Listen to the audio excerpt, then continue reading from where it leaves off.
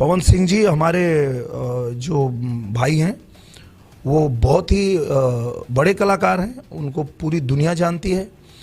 और जहाँ भी भोजपुरी का कुछ अगर गाना बजता है तो पवन सिंह जी का गाना बजता है।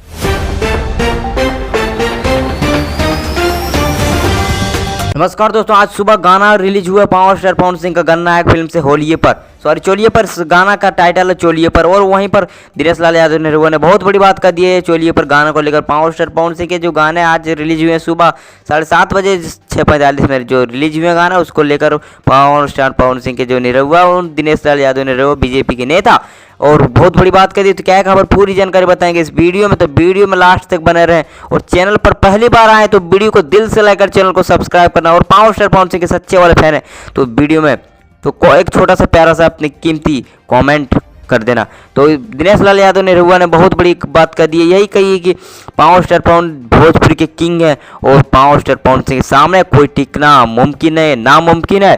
तो वहाँ पर हमारे जब भोजपुरी के किंग जो थे फर्स्ट रवि किशन और दिनेश लाल यादव निरहुआ जो थे, उनके सामने जब वो पावर स्टार पवन सिंह के बारे में ऐसे ऐसे बात कर रहे हैं, तो हमारे पावर स्टार तो बहुत बड़े तो स्टार हैं और इसके सामने बहुत कोई भी टिक नहीं सकता। इस 2023 में तो किसी का तो चक्का भी नहीं चलेगा।